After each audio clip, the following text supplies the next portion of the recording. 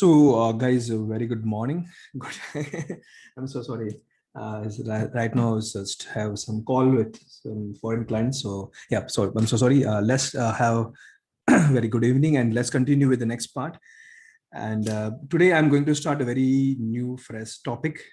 Okay, a very important topic also. This topic is more with respect to with respect to big data ecosystem, right? Very important topic, new topic. Okay, let me give you the name. Okay, so today we are going to deal and start a topic called Spark. Okay, it is a tool, it is a software. Okay, and normally in the big data world, we have guys done one of the tool or software for something that's called Hadoop. So Hadoop is a software, you guys know. We have done multiple things in the Hadoop. Okay, but typically because this software is open source and this software normally come into and under the category or under the license of Apache, so it is known as Apache Hadoop. Similarly, Spark also one of the software, one of the tool. Again, it is open source, come under the category of Hadoop, come under the category of Apache license, right? So if I say Spark, I normally mean to say Apache Spark or Apache Hadoop. What is Apache? Is a one community. They provide a license for open source and something like this. So there's a different point. The main things to to be discussed today is about the Spark. Okay. So what Spark will do for you? So to save our time also, because I would like to do very quickly with the demos also. So let me start my Red Hat version 8 operating system. So what Apache Spark gonna do for you? So before I start and continue with this topic, I just wanted to tell you one important thing is in the big data world, okay, there will be lots of software, lots of tool. Everybody is doing something for you. For example, Apache is one of the example. Sorry, Hadoop is one of the example. We have one example called Hive that we have discussed already. Okay, but one of the very famous tool, mostly used by most of the corporate multiple different team, and the name of the tool is called Spark. So I want just have focus on this topic, okay, because my plan is not to only give you how to use Spark as a tool. The most important thing is the use case. Okay, and what kind of use case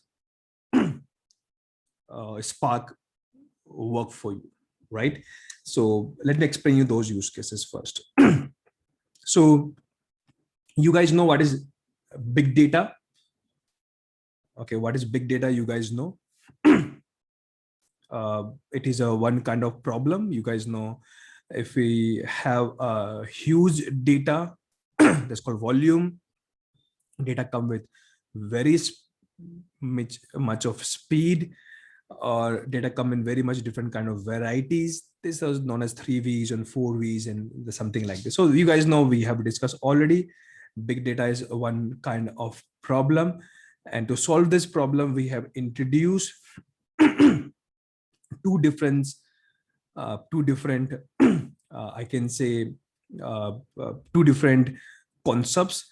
One is called distributed computing, okay, and one concept is called distributed storage.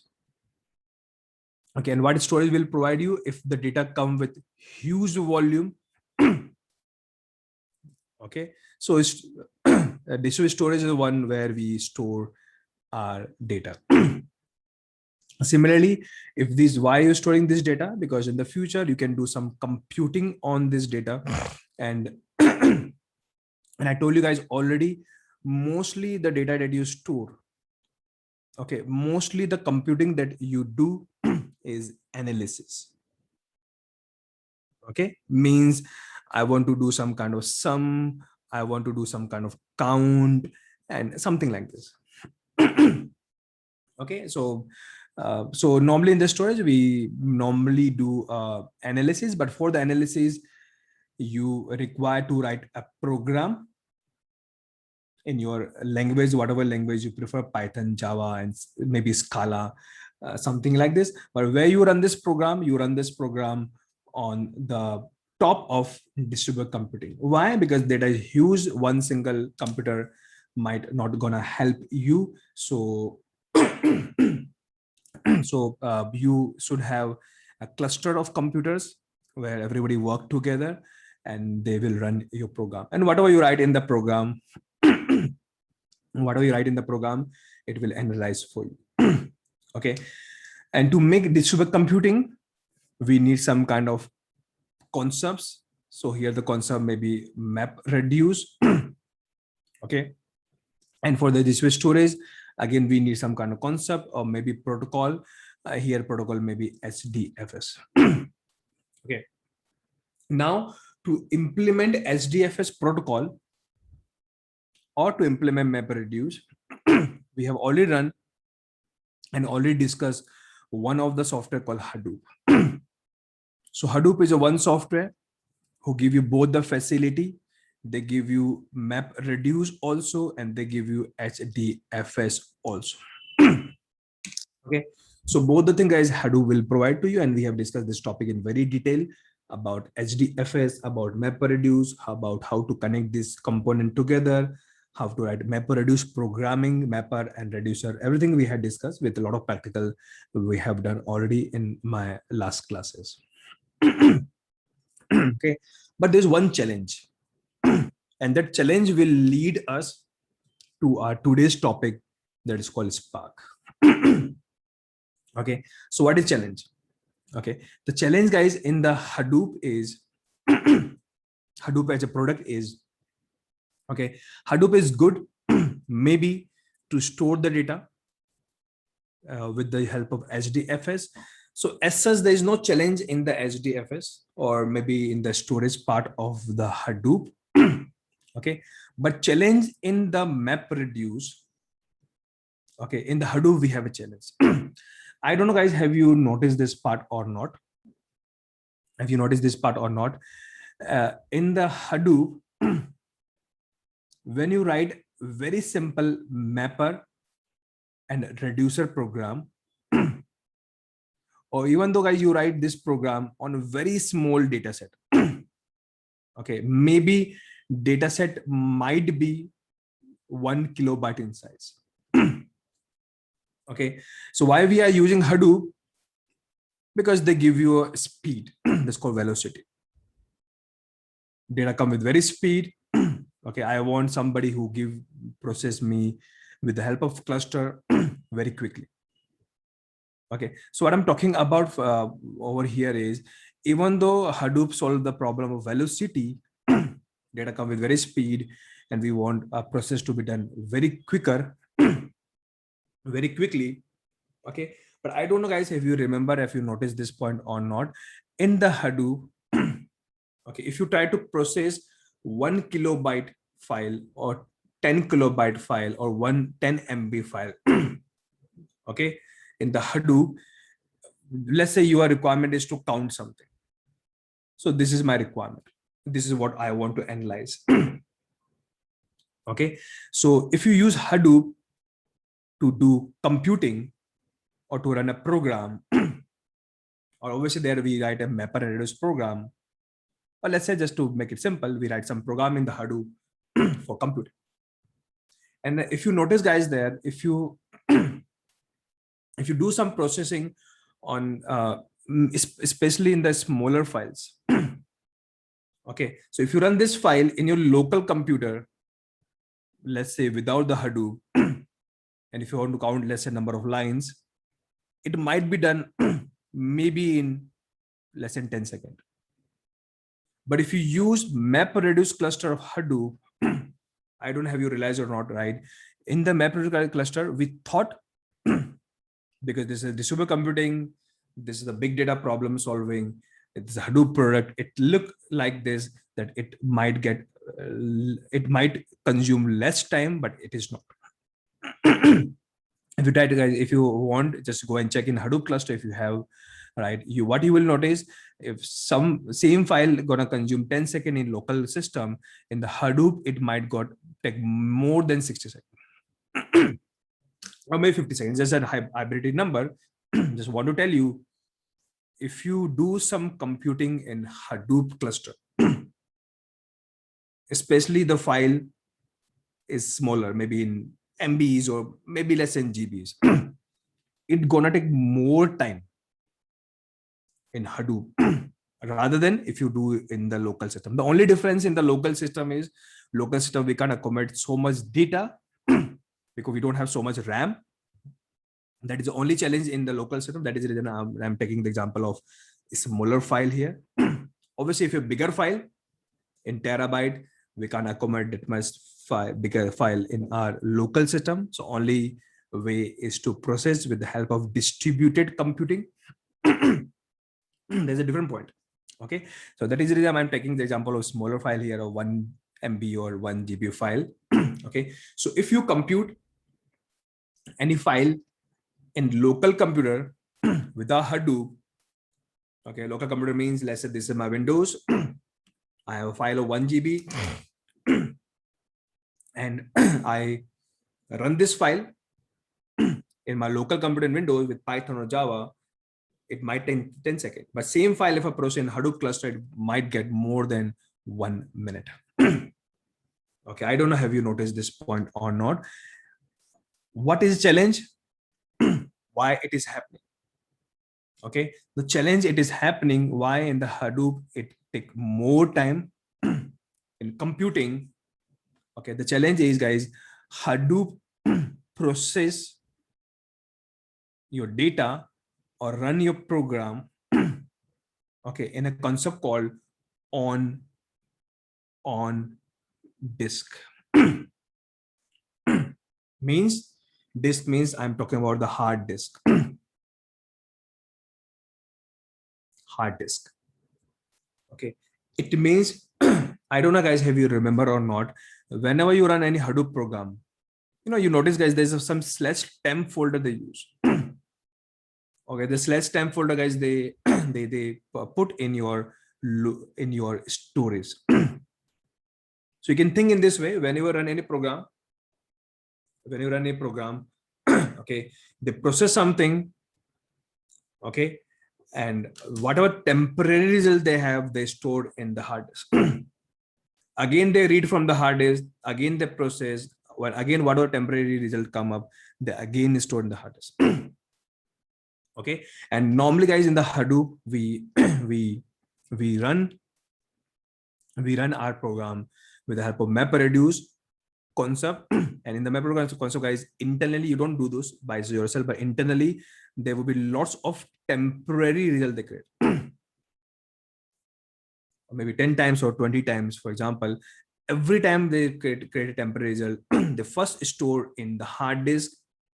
That's called write. Again, after the write, they again go to hard disk, again read. And guys, hard disk speed is always very slow. If you do and go to a hard disk again and again for read and write and read and write, the overall process will be slow. So if the temporary result create 10 times you go to hard disk to read, 10 times you go to hard disk to write, again different data because there's temporary result. Okay, that makes the overall time of your MapReduce, the overall time of the MapReduce it will increase. Okay, and that is the reason it's known as on disk.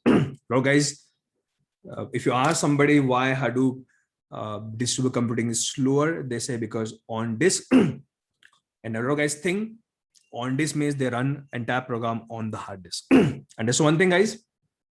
On disk doesn't means your program running on the hard disk. Program never run on the hard disk. They always run on the top of memory or the RAM. On disk means here, okay, whatever program running, any temporary result come up, they store on the hard disk. And whenever they need, again, they read from the hard disk and load on the RAM. So this process keep on happening in the Hadoop again and again and again in one single program. This makes the overall speed become slower. Okay, so in the Hadoop, the big challenge that we have. Okay, so if you talk about the Hadoop, okay, if you talk about HDFS, the HDFS is good. There's no as such challenge in the HDFS. More hard disk you provide, more node you provide, more space you're gonna have. So as such, there's no much difficulty in it. Maybe there might be some small flows over there. There's a different point, but it's not a concern for today's class. But the biggest challenge in the Hadoop is the MapReduce. Their computing or the analysis part is very slow. Or rather, I can use the MapReduce word. Let me put the word called computing part. Okay, so in Hadoop, the computing part is very slower. Why? Because they put the temporary result on the disk. And to solve this problem, okay, in the market, we have lots of tool come up. Okay, what this tool will do? So whenever you run any program, that's called computing. Okay, and whenever any temporary result come up, rather than they push the temporary result on hard disk, they put on memory. And this concept is called in-memory concept. Okay, so they're not putting the temporary result on the hard disk. They are putting those temporary result in memory. Okay, and you guys know the speed of RAM is fast. And obviously, guys, when you run your program always read the data from the memory. If data is already there, or temporary data is already there on the memory, there's no time wastage of to send the data to first hard disk, read from the hard disk, and then process. Okay, so those time of reading and writing on the hard disk is called IO operation. You don't have to waste, and this is the one of the bottleneck of any program. Bottleneck makes this when you do any IO operation. We guys, AWS cloud. We have talked a lot about IO operation. So anything that is happening on disk, that will slow down the thing. Okay, but if you have a capability that any temporary result come up in the program, or all the data in the program, maybe especially the temporary data, if you have a capability store on memory, okay, you can think the overall speed would be super fast. Okay, and the extra advantage would be if that program we can run on the distributed computing, the way we write a MapReduce program on the Hadoop. Okay, so we can serve more and more data. So we have lots of slaves, master, all the slaves are running a program. Okay, and all the program we are running, we are putting in memory. Okay, so first of all, because we have a lot of node, so we can accommodate more data. And because we have a lot of node, a lot of memory we have, and all this particular computing has a capability to do the processing in memory, then overall speed will be super fast. Okay, so so that's what the plan for today. Okay, so if you talk about Hadoop, Hadoop do computing on disk. That's what we don't like about the thing about Hadoop, especially the computing part. But if you need distributed computing, okay, and what is different between distributed and local computing? If you think you have smaller data, then you can go for local laptop and process the things there. That is always fast and time consuming and save also your resource. So local is always good. But if you have a huge data and big data, we can't use local, that we have already discussed in the future. We have already discussed this concept in my last classes. So in the big data world, there's no choice. We have to go for distributed computing. Now in the distributed computing, we have two choices.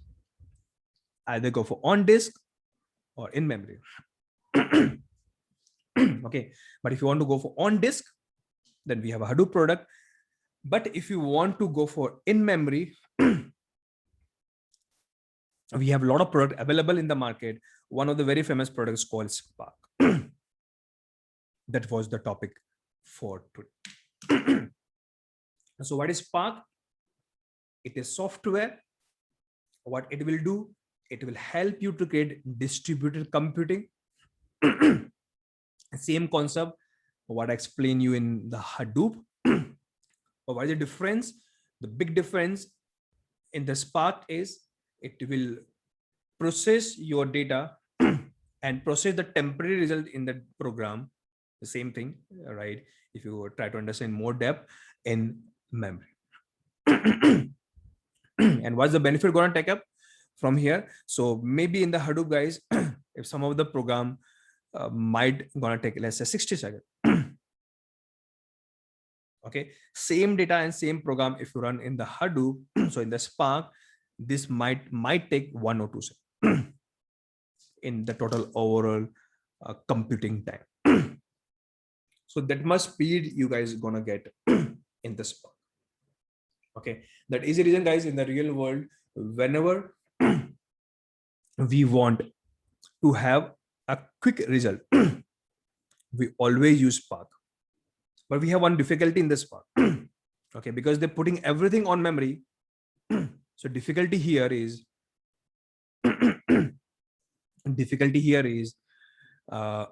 because they put everything in the memory, it means you require lots of RAM. And RAM cost, guys, is very high.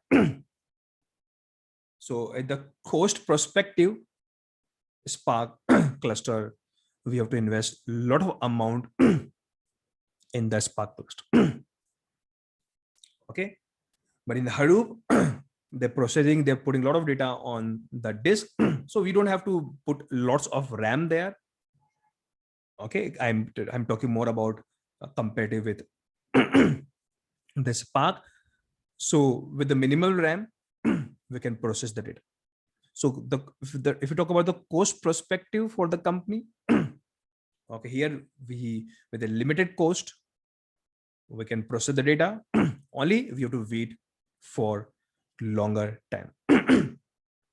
But in the Spark, cost is very high, but the process will be very fast. So what I'm trying to conclude finally, which tool to use, Hadoop or Spark? It look like we have to go for Spark, but it is not the fact. The fact in the company, okay, and this is the real fact, in the company, they use both the tool. They use Hadoop also, and they use Spark also. Depend upon the requirement, they run their program on that particular cluster. If they think the program, what they're running on the data, the output of the program is not so much critical. If you get the output after 2 hours or 1 day or 2 days, depend on the data size and the program also, that would be okay for the company, then they use Hadoop. And that kind of program normally known as long running jobs. Okay, long running jobs. One of the example, if you talk about bank, so what do they do, guys, in the 5 days to for Monday to Friday, a lot of data they accumulate. Okay, and they want to see the result on Monday. So they have 2 days, so they start running the job. It's called long running job in the Hadoop. They're doing for 24 hours and 32 hours, and before the Monday they will get the result. So there was not in very hurry to see what the result. They have enough time. So there the companies save the money and they use Hadoop. Okay, but there's some job they're very critical. Okay, maybe maybe I have some requirement come up where my manager asked me, I want to check right now how many amount transact till now from morning till now. They have to do some calculation, so they want result come within a second. Or maybe some cyber attacks is going on. We have a lot of data come in the log and we have to analyze something. So we have the program. We want the result to come very faster. So my cyber team will take the action very quickly. Okay, so there Spark gonna help us. So depend upon the use case to use case, guys. Some use case, if you have a long running job, then go for Hadoop. If you think job is very critical, you want your report output very quickly, then go for Spark. Okay, so why I'm explaining this concept right now, because a lot of guys after learning this Spark, they think Hadoop is an obsolete tool, don't use it. So I don't want you will take this as a take away from this class. Both the tools are important, depend upon use case where you want to use it. Okay, but today's topic, you guys know, is the Spark, how to use this particular tool. Okay, now one more point, guys, I want to tell before we continue. Sorry. Continue. If you talk about Hadoop, okay, even though let me write in this way. If you talk about big data,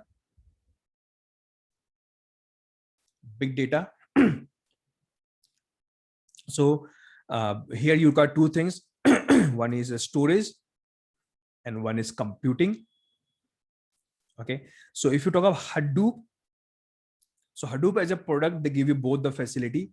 For storage, they have a HDFS protocol, and for computing, they have MapReduce protocol. But if you talk about Spark, so Spark has no storage engine. Spark has no capability for the storage. Okay, Spark will do only one thing. It is only meant for computing. That's all. Okay, so now it is your choice. Okay, if you talk about the storage, Spark say I support all. If you want to store your file in your local hard disk, you want to store the file in S3 cloud storage, you want to store your file in HDFS. So I have a support for all the file system or all the storage.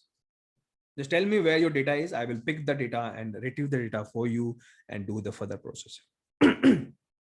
Okay, so Spark is not the storage engine. It is just a computing engine. Okay, so just keep this thing in mind.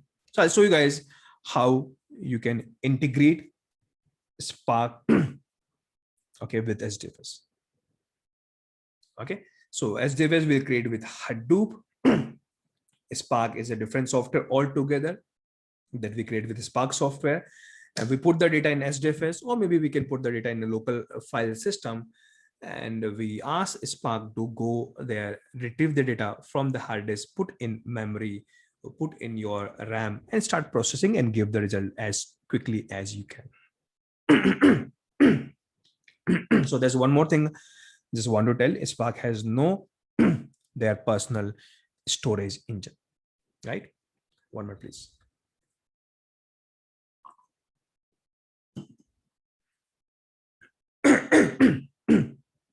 So there's one more thing. One more thing, guys, I want to tell you here before we go for the Spark. If you guys remember, in the Hadoop, if you want to do any computing, we have two choices. Either we can write MapReduce program by ourselves, that I show you how we can write multiple example. I explain you there. This is one way.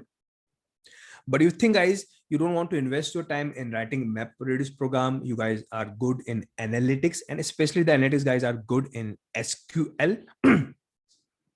SQL.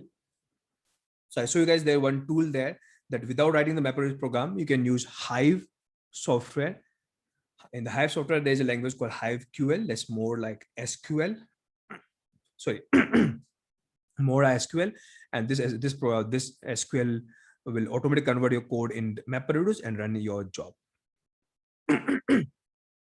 So I'll show you multiple example of Hive already in your classes. Okay. So what I'm trying to tell you guys here is, in the Hadoop, if you want to do any computer or any computing, sorry, and there if you want to use SQL language, so Hadoop has no support. You have to use some third-party software. That's called HiveQL. Okay, so Hive is a separate tool. You have to install separately, connect separately, and do the further thing. Okay, but if you talk about Spark, okay, so guys, Spark has inbuilt capability of SQL. Okay, so in the Spark, if you want to do any any computing, either you can write a program the way you write the program in Hadoop, or you can use SQL also. But this SQL, guys, is inbuilt capability of Spark. You don't have to install any of the third-party tool. Even though Hive support. So you can use Hive also to connect with Spark. There's a different point altogether. They have a support. So Hive can send your job to Hadoop. Hive can send the job to Spark. There's separate support from the Hive. There's a different point altogether. But if you only need SQL, you don't need to install any any software. Hive Spark come with the support, and this is normally known as Spark QL. So Spark has their own query language or structured query language. They have support for this. Okay, this is one more interesting facility Spark has. One more thing guys I want to tell you guys here is, if you want to you have a data set, huge data set, that's called big data. Big data. And if you want to do some machine learning programming on this data set, and because data set is big, so machine learning, you guys know, is a program.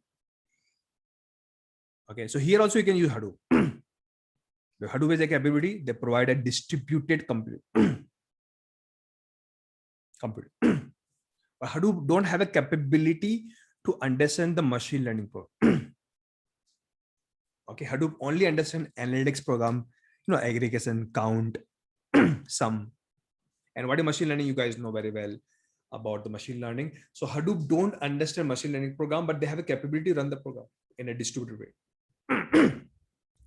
to make the Hadoop understand that this is not a normal program, as a machine learning program. So between the Hadoop and between program, we have one more software layer or third-party software available in the market that's called Mahout.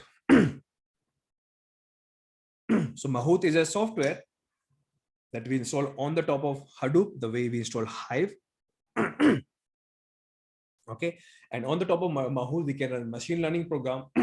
Mahout will convert machine learning program in a way the Hadoop understand. The Hadoop will do that entire processing, computing, and they give the result back. As a prediction, whatever you do, or model quiz. So Mahout is a third-party tool. Obviously, it's not part of Hadoop. Okay, so if you search about Mahout Apache, so this is a software. Okay, and this software is mainly to run if you can find somewhere to run on the top of Hadoop. Okay, and nowadays they also support Spark also. There's a different point. Okay, but this program is mainly for the algorithm, linear algebra. Technically, what they mean by this, they means obviously the machine learning. Machine learning. Okay, so that's also, guys, a separate software available in the market. But if you talk about Spark, okay, so Spark, guys, maybe you can use Mahout to run the program on the top of Spark, but Spark has an inbuilt capability to understand the machine learning program and run the machine learning code. Okay, and this called, guys, Spark ML. So Spark has inbuilt capability for the machine learning. Okay, machine learning. One more capability I want to tell you here is, because you guys know DSA, and in DSA, one of the topics we have discussed and we was discussing in very detail, this called graph. And you guys know we have a different kind of data structure in the graph and very different kind of algo we run in the graph for sorting, for traversal, and something like this. Okay, that you guys know already. So if you have any program, okay, of the graph, and you want to run this program of the graph, okay, on the top of Hadoop. So if you search graph algo over Hadoop, okay, so as such we don't have very famous program, okay, that can have a capability to run a graph data structure or graph algorithm. I'm not talking about a graph database. So don't be confused with the graph database. Okay, so here I'm not talking about graph database. A graph database means Giraffe or Neo4j. There's a different tool, different little bit different concept. Here I'm talking about the graph that you know.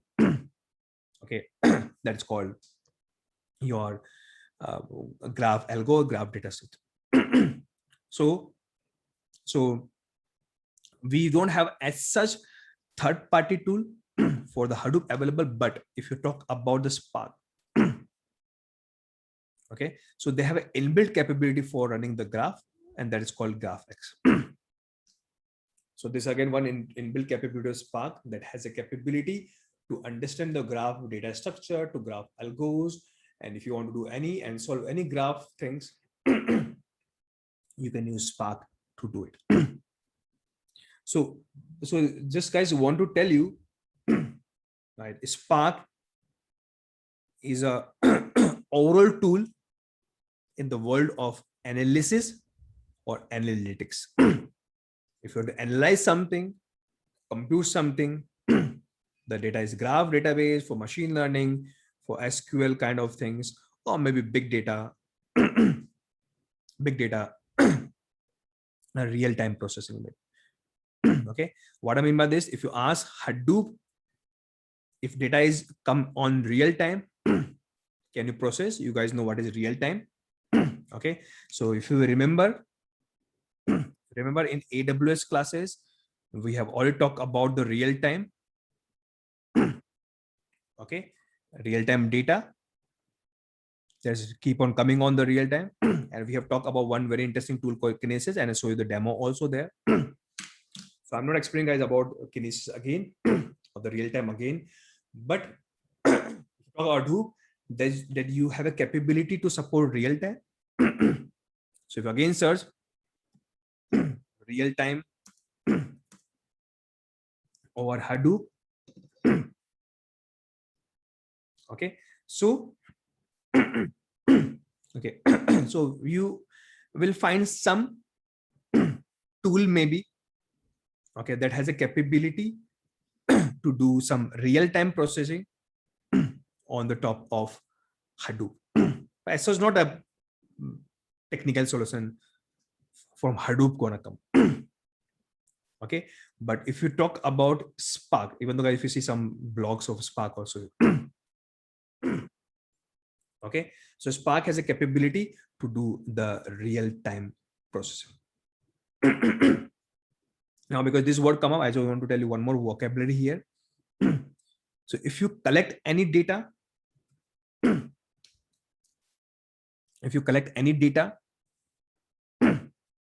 okay, from somewhere, that's called data source. And if you keep on storing this data in your storage,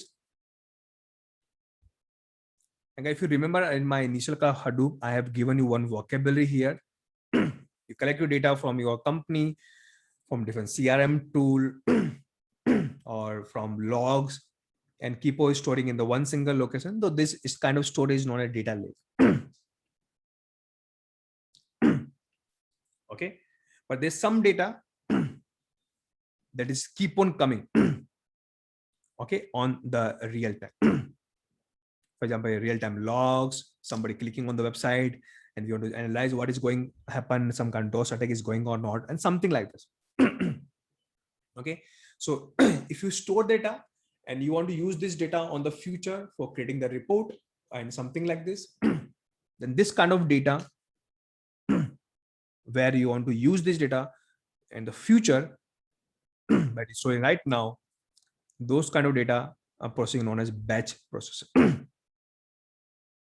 So we collect some batch of data and do some processing on it. Okay. So here the Hadoop is famous, but they're slow.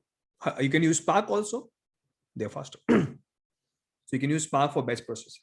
But if data is come on real time, then here you can't use Hadoop. They don't have a capability directly on the Hadoop to do some processing on the real-time data. One of the tool that is very famous in the real-time data analysis is called Spark. That's what guys this blog might also saying. Spark we can do on high volume is big data on sorry, maybe somewhere yeah, batch processing and real-time data also. With low latency is super fast. Okay, so lots of information guys I have given to you in some half an hour. Okay, so as one single place as such about the Spark, you won't find these much information, especially the difference where to use Hadoop, where not to use Hadoop, what Hadoop has a capability, what third-party tool you can integrate, what extra Spark gonna provide to you. So technically you guys know the topic for today is Spark. So let me use Apache Spark. And this is the official website for the Spark. Okay.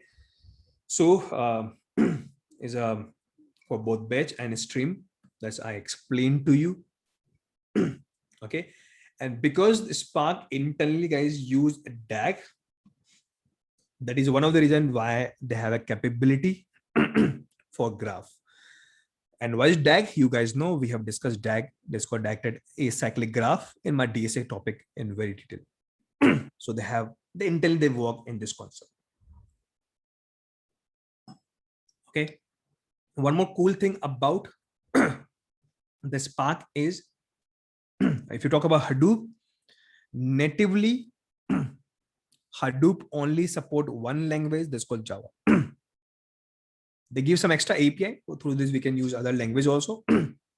But guys, between your tool, some extra layer come up and use other languages. They slow down the things. So if you write any program in Hadoop in Java, that is completely faster. If you write in Python, let's slow down the thing because the extra layer come up between Hadoop and the Python. Because Hadoop doesn't support Python directly. We have API layer. This, streaming API was there. There's a different point. But if you talk about Spark, Spark has a native support for multiple languages. And these are the name of the languages. Java, Scala, Python R, and they have their own script. Okay.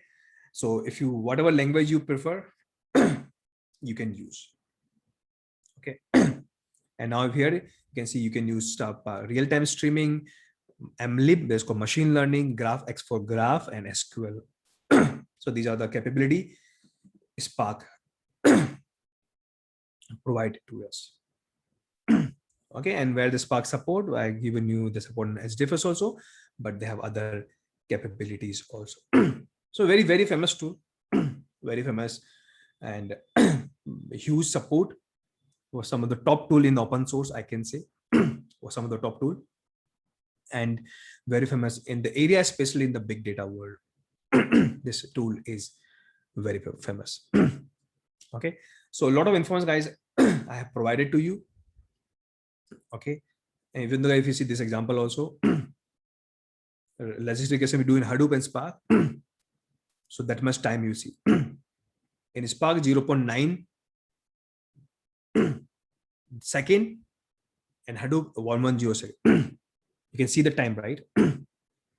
Hadoop don't have machine learning support. You have to use some extra tool. That's a different point, but that much different difference you will see in the terms of time.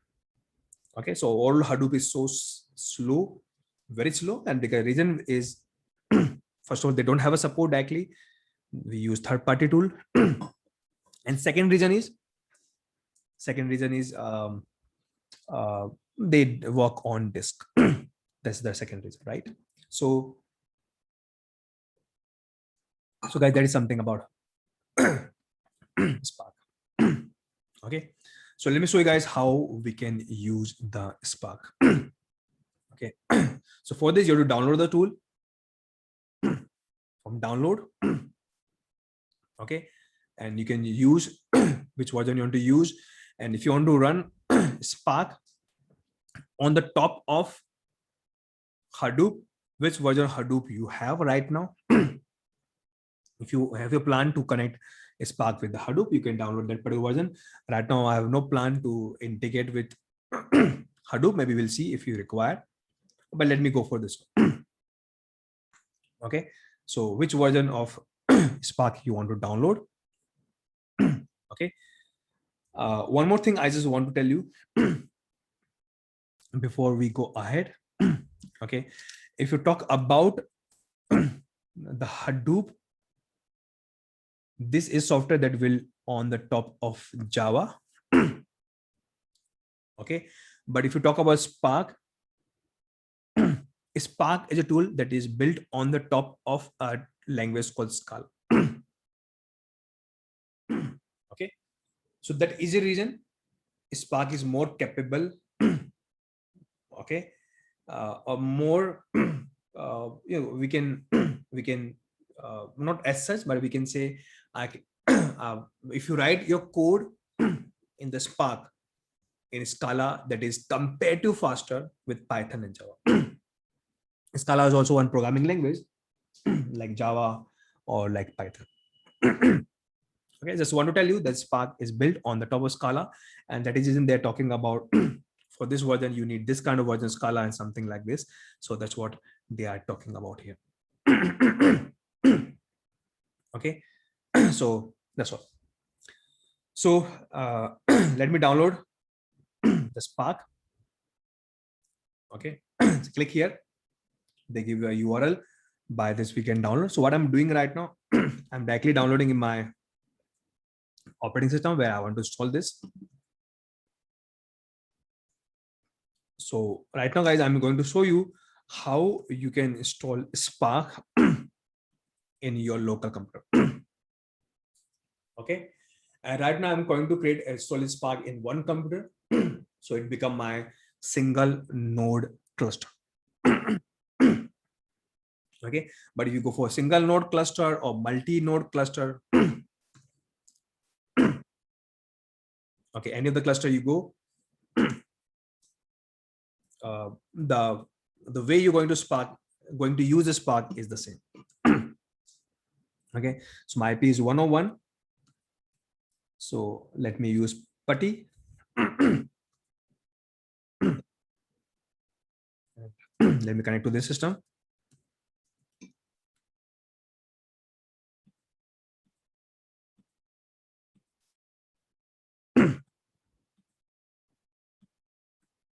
One minute, please.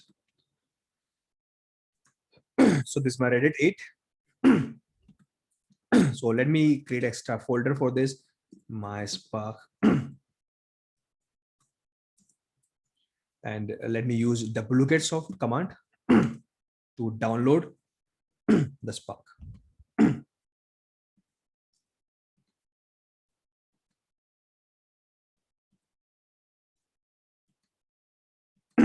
What is happening?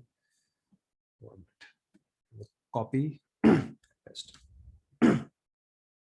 So I'm downloading Spark right now. Big software, 200 MB around in size. Let's download and we'll discuss further.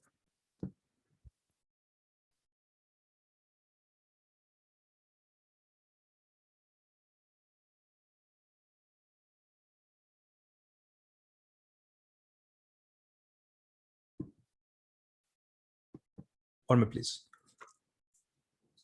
So this software is downloaded. How to install?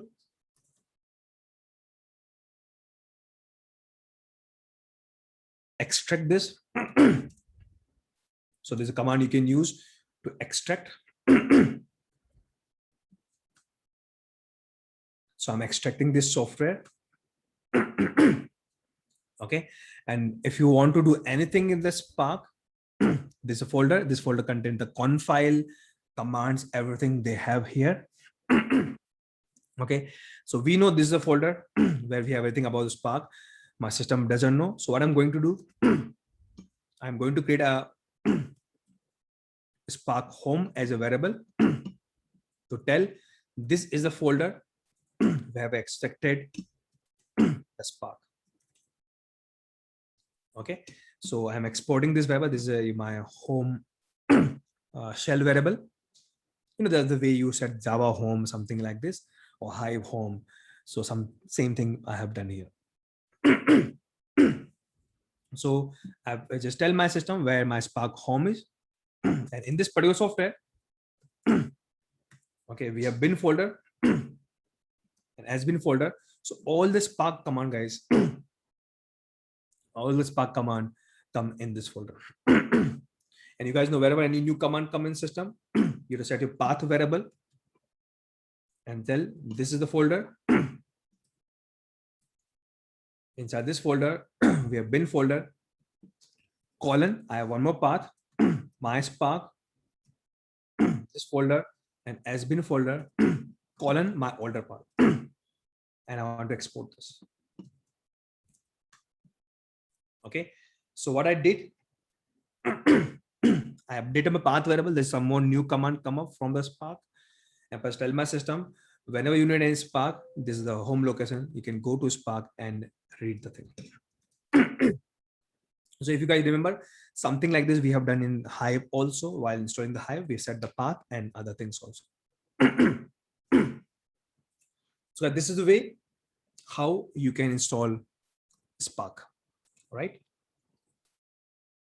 Now, if you want to run the Spark, how you can run.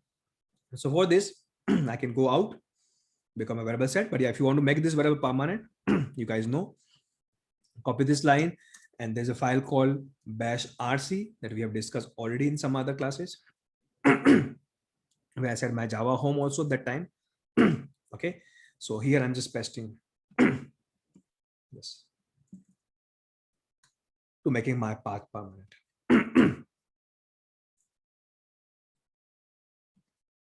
Okay, let me read these lines. So this become permanent. Okay, now if you want to run any of the Spark commands, so you can write Spark, hit enter, and these are the Spark commands come. So you're going to run Spark in their own SQL world. So you don't have to write your program in your language of Python or Java. You can use Spark SQL. You don't need Hive here. They will give something Hive-like kind of concept. But if you want to run, if you want to create your program, okay, just let me write in this way. For example, in Hadoop, in the Hadoop, you have a two-way to do computing. One, write the map reduce program in a language. There we use the Python language by chance. Or maybe you can directly run in SQL with the Hive QL. Okay, same thing in the Spark we can do. If you want to do something on the Spark, if you want to use Hive QL kind of thing, then we have a command called Spark SQL. This command you use. But if you want to write a program, now you have a choice of multiple languages. If you want to go for a language called Scala here, then we have a command called Spark. So this command will give you a capability to directly run the Scala program the way you write Python program. But again, in the Spark, if you want to use a language called Python to write your code, the way you write machine learning code, or sorry, MapReduce code in Hadoop. So they have again command for Python also. This is for R language by chance. This is for Java language by chance. Okay. But if you want to use Python, then the command called PySpark. PySpark. Okay.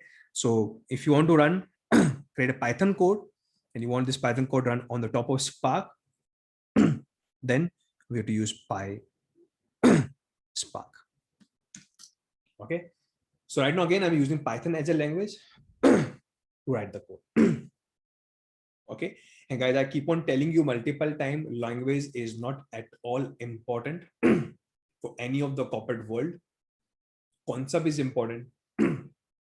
Knowledge technology is important. How we solving those use case is important. Algo is important. Your planning is important. Okay. So what I'm doing in Python, just you just learn Java language, do the same thing, learn Scala language, do the same thing. It won't take a lot of time. Anybody can do it. Okay. But this knowledge that I'm going to explain to you and give you lots of knowledge about Spark in one single slide.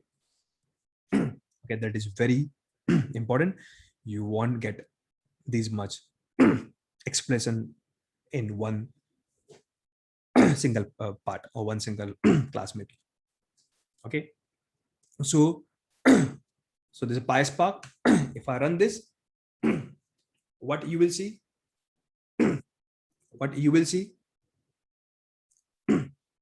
you can see internally they call Python. After they call Python, they try to do something on the Spark, something on the Spark, but they fail. Okay, and they give warning. Why they fail? They're saying they have to set some Spark local IP to bind to another address and something like this. Okay, and maybe some more error gonna come up. Okay, so how to resolve this error? I'll show you in my next class. But later, there's a lot of concepts about Spark. It's called Spark Context, Spark Gateway, RDD. So there's a lot of concepts about Spark that I explain you in next class. That is tomorrow class. But what I want till here, do the things. Everything is fair enough. Whatever we have done is do is proper. But I have to set some more thing. What that I explain you in my tomorrow class. Okay, but just I just said this information, just try to grasp this information, try to digest this information, and from tomorrow class I'm going to show you how to write a code in a language called Python, and that code gonna run on the top of Spark. And you see that program that take maybe 1 minute in Hadoop, you'll see just within a second in the Spark you will get the output. And some more thing we'll do in my tomorrow class. So that's all guys for today. Okay, any quick queries if you have, you guys can ask.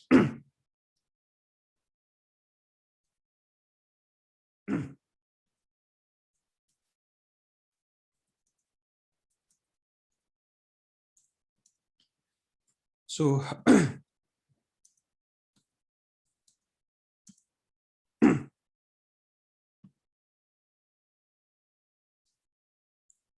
no, hers, it won't lead to buffer overflow attack.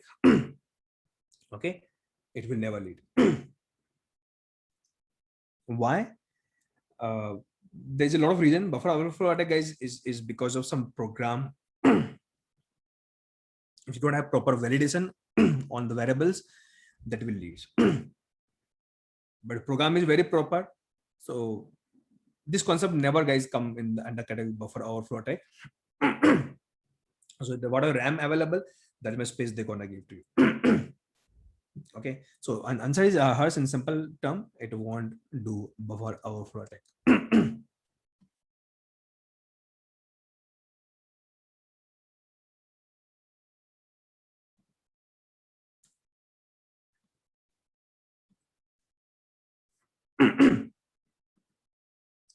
Mohammad, Eid Mubarak aapko bhi.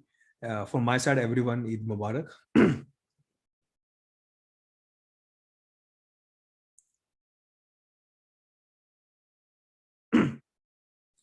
Pankaj, no plan for microservice right now. Okay, right now there's no plan for microservice. As such, as one, there's no meaning to write C++ code on the top of Spark. Okay, we want my code to be run directly on it. Okay, so as such, maybe you can find some third-party tool. Okay, but as such, Spark doesn't support C and C++ code.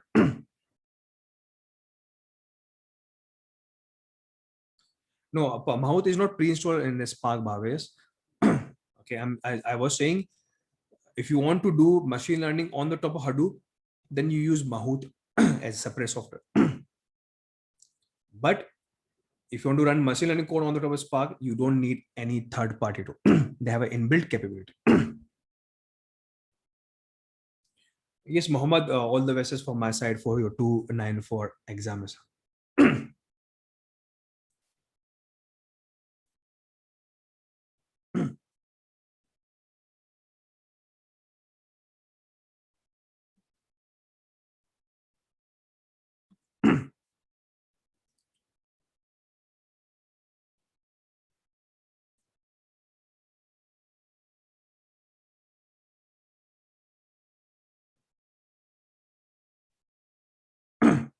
Rahul, in this case, don't think for package. Check the profile, what you get. If you think you're getting a profile, okay, where you're going to learn a lot of things for the future, go for that profile. Never choose your job in the terms of package right now. Otherwise, the future is tough. So I don't know what profile you're getting in SD profile or DevOps profile. Okay, just go understand that profile first, then choose and take your decision.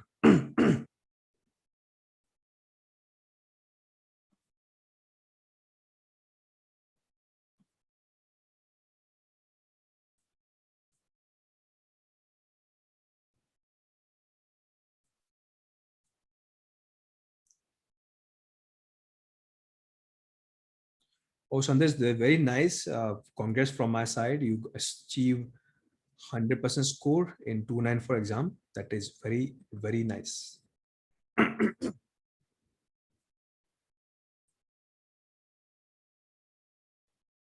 Yes, Hanid will soon do 200 exam bootcamp. Don't worry.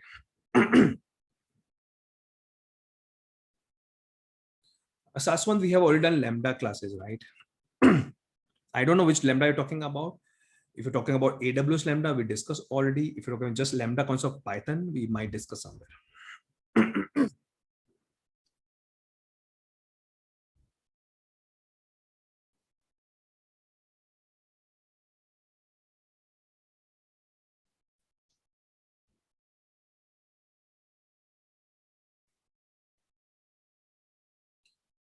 So, so that's all, guys, for today. We'll see you tomorrow, and we'll go more deep in Spark and do a lot of demos. Bye, take care. See you.